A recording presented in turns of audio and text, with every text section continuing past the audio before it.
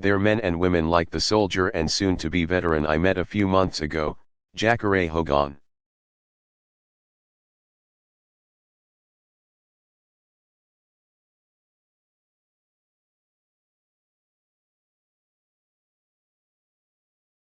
Jacare deployed to Iraq twice, and she survived not one, but two, excuse me, three separate IED explosions.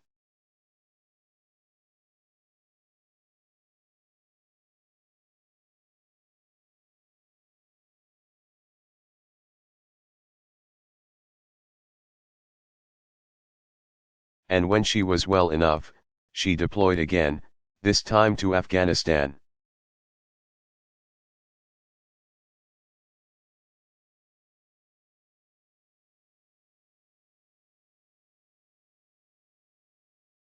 Where she was often the only woman at our forward operating bases.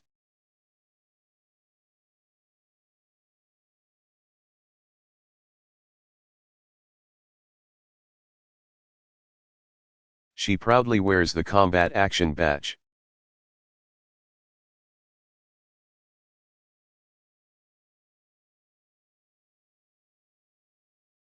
And today, Jacare is committed to helping other wounded warriors recover from the trials of war.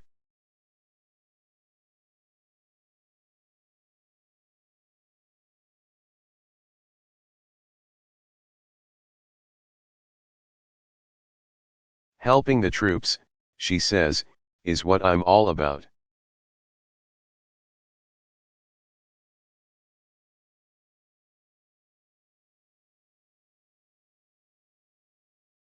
My fellow Americans, that's what we should be all about.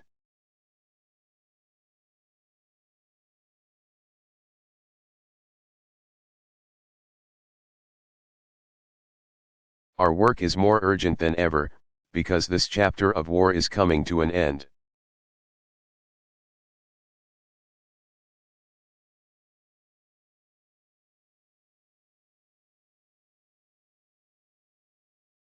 Soon, one of the first Marines to arrive in Afghanistan 12 years ago, Brigadier General Daniel U.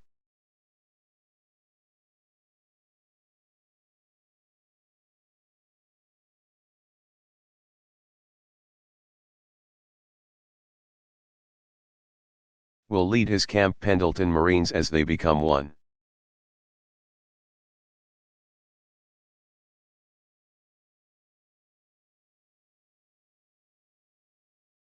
Of the last major groups of Marines to deploy in this war.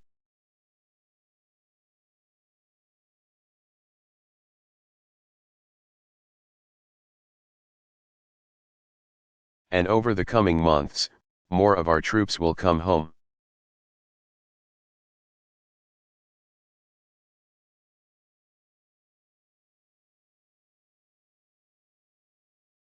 This winter, our troop levels in Afghanistan will be down to 34,000. And by this time next year,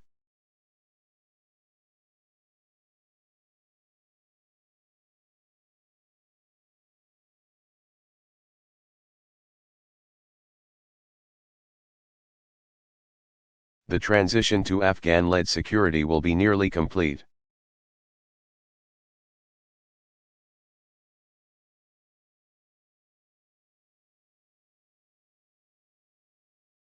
The longest war in American history will end.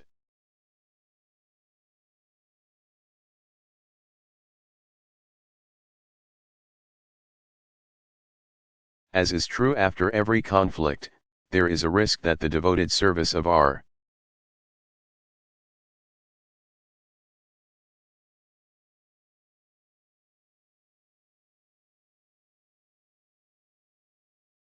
veterans could fade from the forefront of our minds, that we might turn to other things.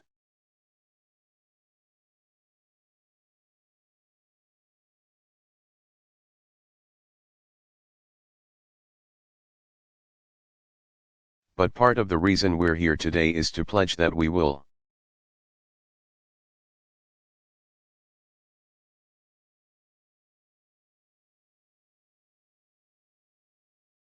never forget the profound sacrifices that are made in our name.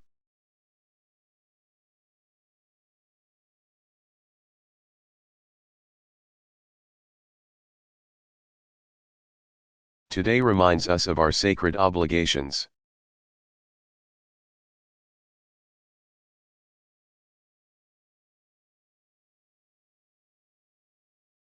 For even though this time of war is coming to a close,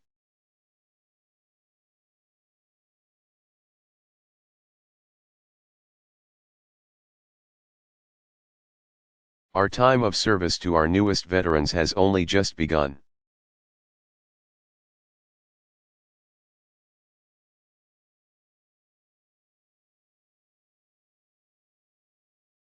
Think about it, our troops wear the uniform for a time, yet they wear another proud title.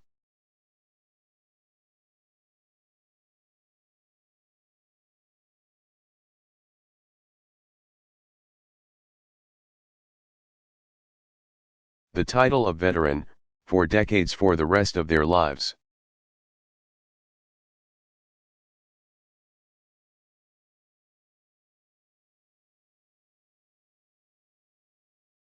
As a nation, we make sure we have the best led, best trained, best equipped military in the world.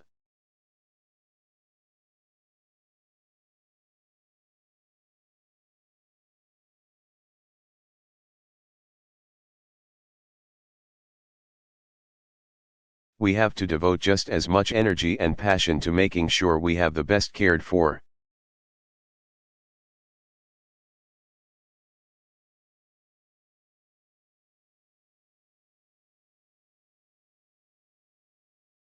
Best treated, best respected veterans in the world.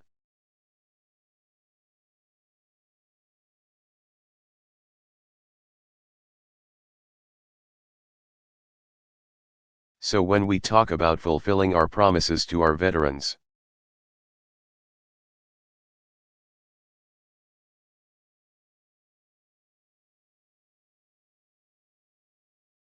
we don't just mean for a few years, we mean now, tomorrow, and forever, and not just for generations past.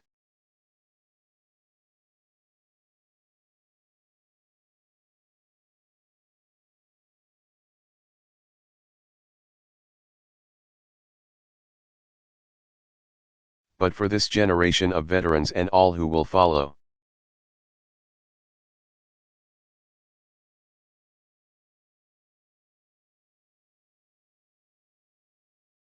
And that's why, as Commander-in-Chief,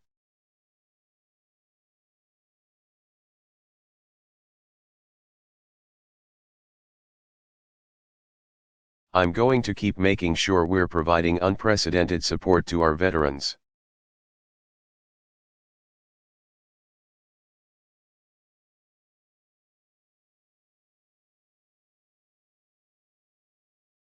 Even as we make difficult fiscal choices as a nation.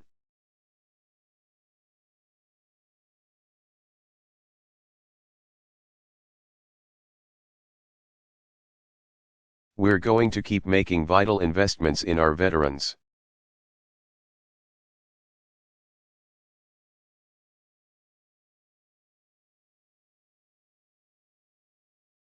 We're going to keep improving veterans' health care, including mental health care, so you can stay strong.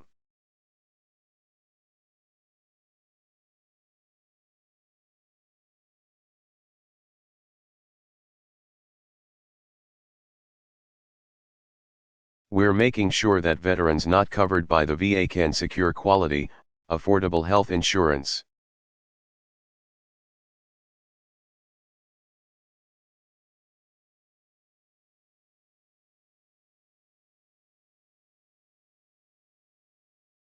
We're going to keep reducing the claims backlog.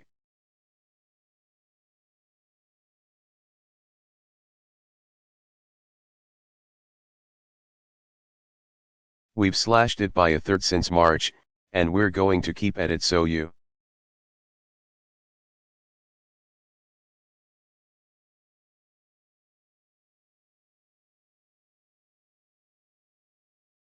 can get the benefits that you have earned and that you need, when you need them.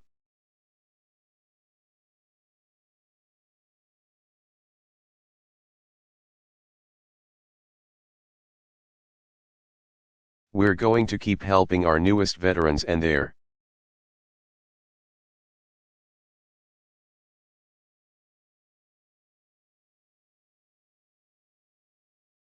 Families pursue their education under the Post 9/11 GI Bill.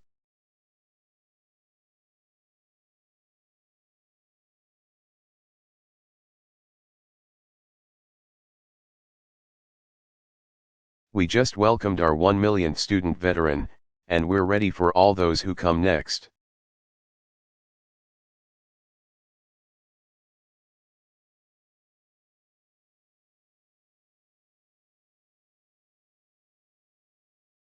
And we're going to keep demanding that the rights and dignity of every veteran are upheld.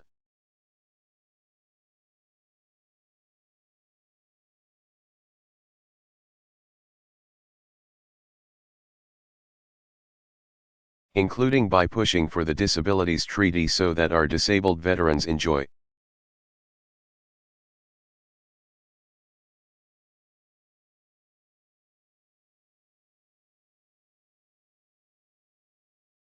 the same opportunities to travel and work and study around the world as everybody else.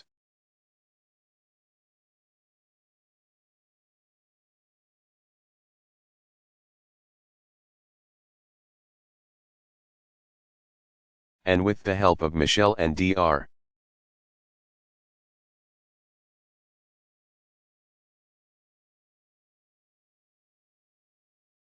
Jill Biden and joining forces, we're going to keep fighting to give every veteran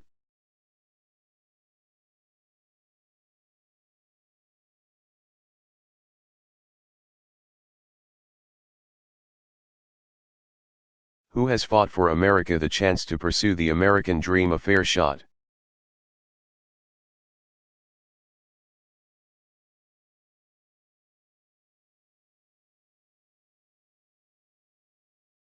At the jobs and opportunity you need to help us rebuild and grow here at home.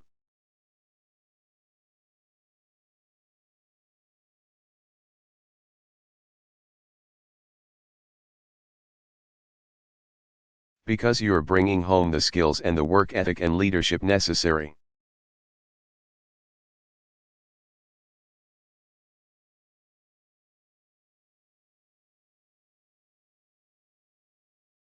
To start companies and serve your communities and take care of your fellow veterans.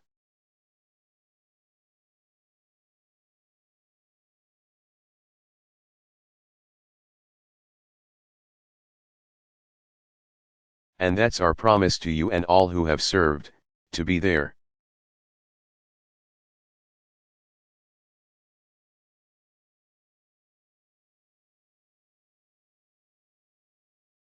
To support you, when you come home every step of the way.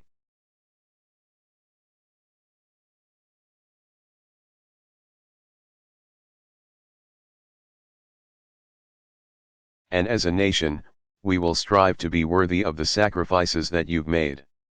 That's what we owe all.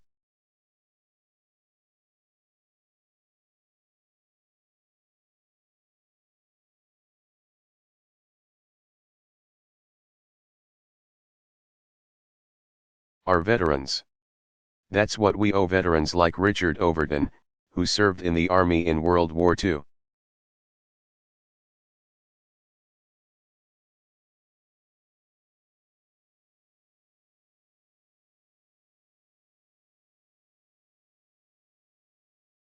He was there. Now, everybody, I want you to know a little something about Mr. Overton here. He was there at Pearl Harbor.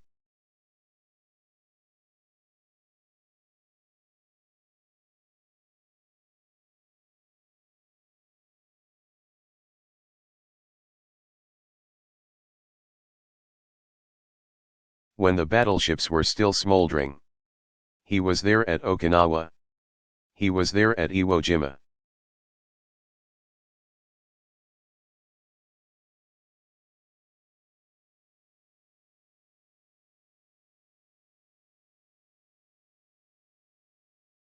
Where he said, I only got out of there by the grace of God.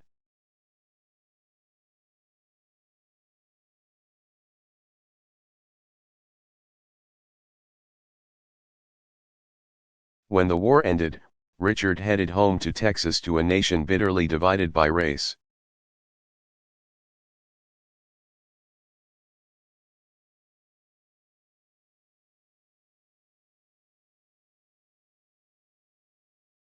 And his service on the battlefield was not always matched by the respect that he deserved at home.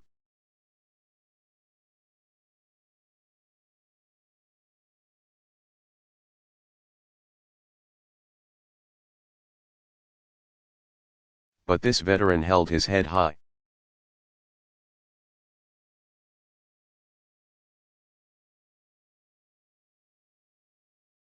He carried on and lived his life with honor and dignity.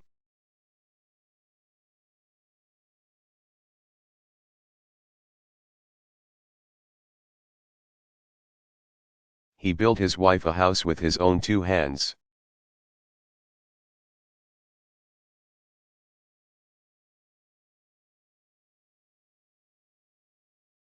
He went back to work in the furniture business.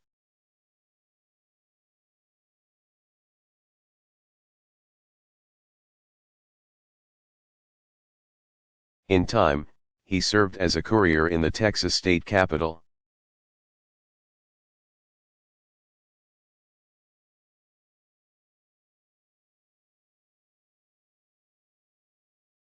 Where he worked for 4 governors, and made more friends than most of us do in a lifetime.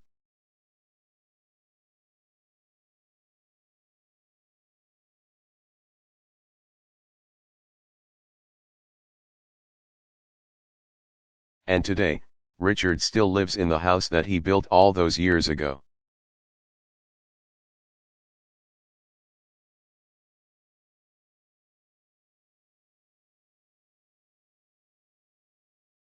He rakes his own lawn. And every Sunday he hops in his 1971 Ford.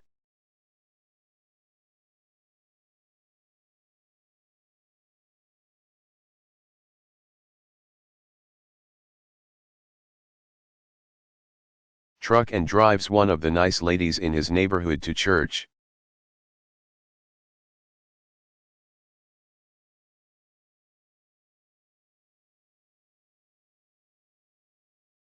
This is the life of one American veteran living proud and strong in the land he helped keep free.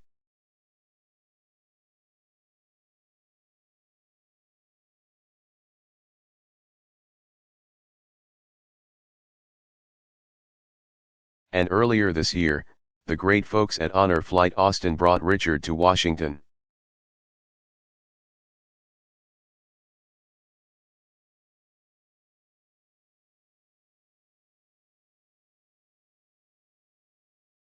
D.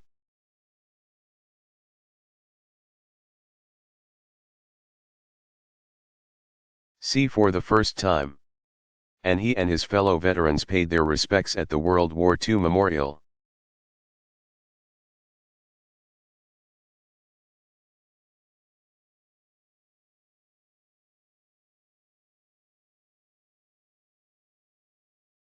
And then they visited the memorial to Martin Luther King, Jr.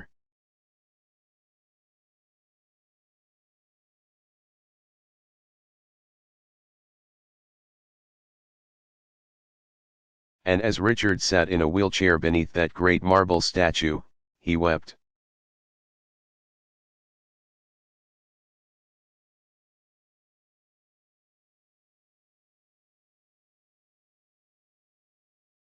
And the crowd that gathered around him wept, too.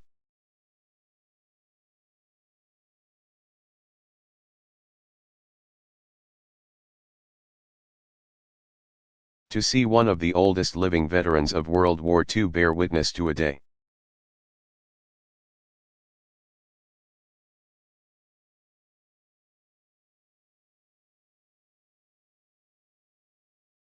To the progress of a nation he thought might never come.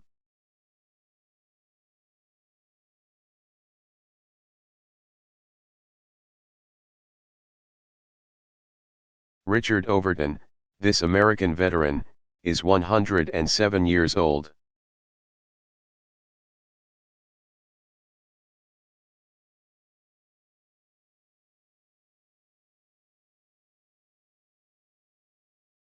And we are honored that he's here with us today.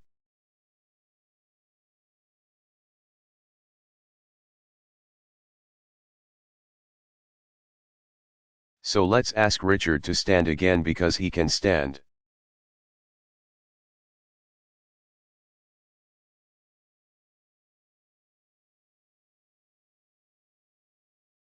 And this is how we'll be judged.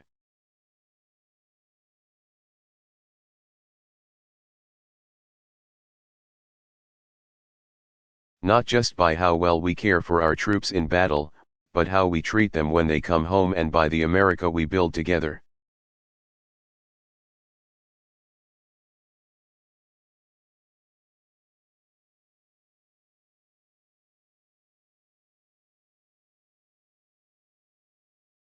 By what we do with the security and peace that they have helped grant us.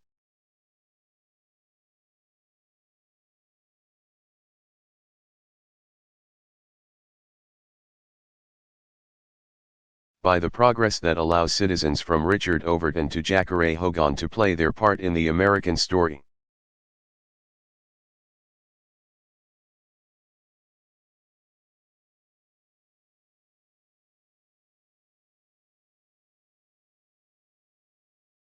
Today, our message to all those who have ever worn the uniform of this nation is this.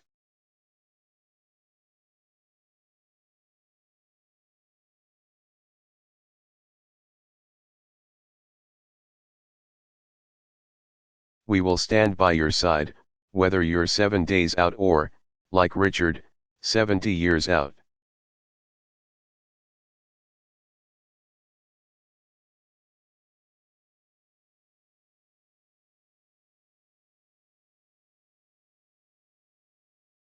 Because here in America, we take care of our own.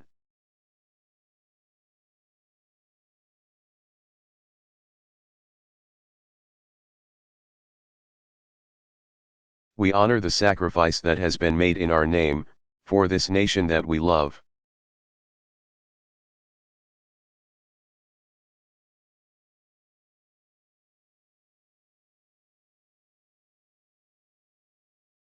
And we commit ourselves to standing by these veterans and their families.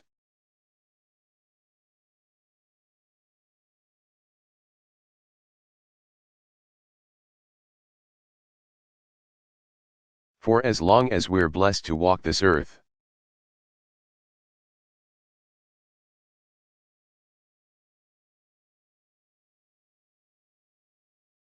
God bless you all.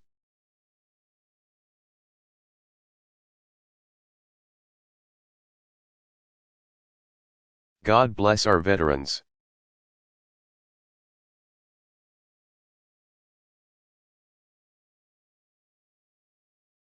God bless our men and women in uniform.